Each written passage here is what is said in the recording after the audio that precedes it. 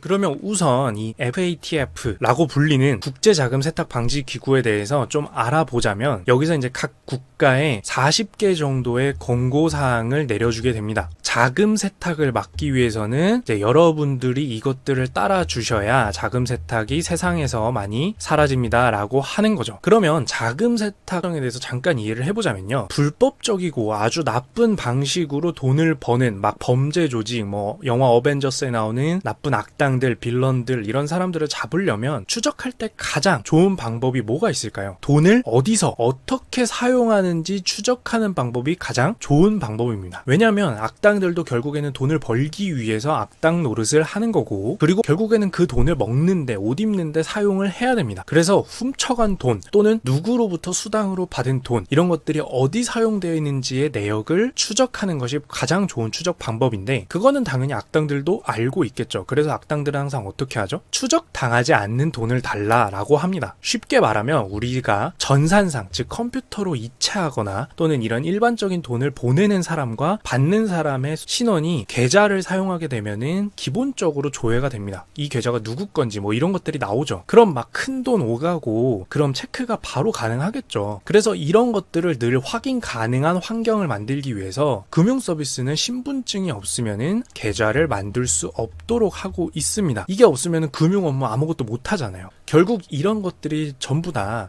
돈의 사용 기록이라는 꼬리표를 달아서 뭔가 이상한 돈의 움직임이 있을 때 미리 찾아서 문제가 생기지 않도록 방지하고, 그리고 문제가 생겼을 때 추적할 수 있도록 만드는 것이 현재의 시스템이게 됩니다. 근데 이 꼬리표를 떼버리는 게, 이 돈이 어디로 와서 어디로 가는지를 모르게 기록을 세탁하는 게 바로 자금 세탁이죠. 와닿게 설명을 해드릴까요? 자, 여러분들이 어떤 범죄 피해자가 되었고 신고를 했는데, 여러분들이 범죄 피해로 송금된 돈이 중간에 더 이상 기록을 추적할 수 없는 국가로 이체되어 버리거나 그랬다가 돌아오면 중간 기록이 없으니까 추적을 할 수가 없겠죠. 또는 마지막에 이 돈을 현금으로 인출한 지점을 추적할 수 없게 만들어 버린다면 어떡할까요? 이렇게 돈의 꼬리표를 제거해버려서 그 돈이 나로부터 어디로 갔는지를 추적할 수 없게 된다면 어떻게 될까요? 범죄자를 추적하는 행위가 불가능하게 되고, 이 범죄자를 잡는 게 좀 더 어려워지겠죠. 자, 그래서 자금 세탁이란 게 이런 건데, 이거는 한 국가에서만 따른다고 능사는 아니에요. 왜냐면은 한 국가에서 자금 세탁을 아무리 불가능하게 만들어 놔도 해외로 이체해버리고 이런 식으로 하면은 한 국가에서 열심히 자금 세탁을 방지하는 게 물거품이 되기 때문에 많은 국가들이, 선진 국가들이 협업을 해야, 다른 국가로 나가도 추적이 가능해야 훨씬 자금 세탁을 잘 방지할 수 있게 됩니다. 그래서 이것과 관련된 국제기구가 있는 거고, 그게 바로 FATF, 국제자금세탁방지기구예요. 근데 여기서 제시하는 40개의 권고사항이라는 게 의무사항이 아니라 권고사항이라고 했잖아요. 그래서 무조건 따라야 되는 건 아닙니다. 그러면은 이 국제기구가 하는 행동이 그렇게 의미가 없는 거 아닌가? 라고 생각을 할 수가 있는데, 아까도 얘기한 것처럼 모든 국가들이 이 권고사항을 따랐을 때 그 국가들이 이제 범죄를 방지하는데 훨씬 도움이 되기 때문에,